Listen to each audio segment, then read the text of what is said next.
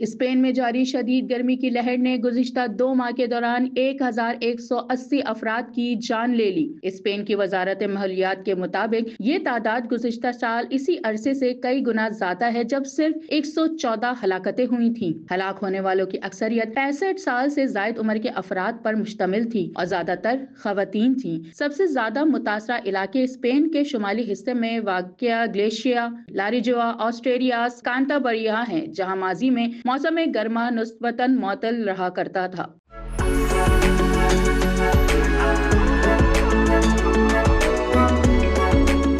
وزارت نے بتایا کہ یہ ایک غیر معمولی شدت کا واقعہ ہے جس میں درجہ حرارت میں تاریخی اضافہ اور گرمی سے اموات کی غیر معمولی شرح ریکارڈ کی گئی ہے۔ رپورٹ میں مزید کہا گیا کہ 16 مئی سے 13 جولائی کے دوران 76 مرتبہ ریڈ الرٹ جاری کیا گیا، جبکہ گزشتہ سال اس عرصے میں کوئی الرٹ جاری نہیں کیا گیا تھا۔ اسپین میں پچھلے سال موسم گرما میں 2191 اموات ریکارڈ کی گئی تھی جو گرمی سے متعلق تھی۔ یہ اعداد و شمار کارلوس ہیلتھ انسٹی ٹیوٹ نے فراہم کی ہیں۔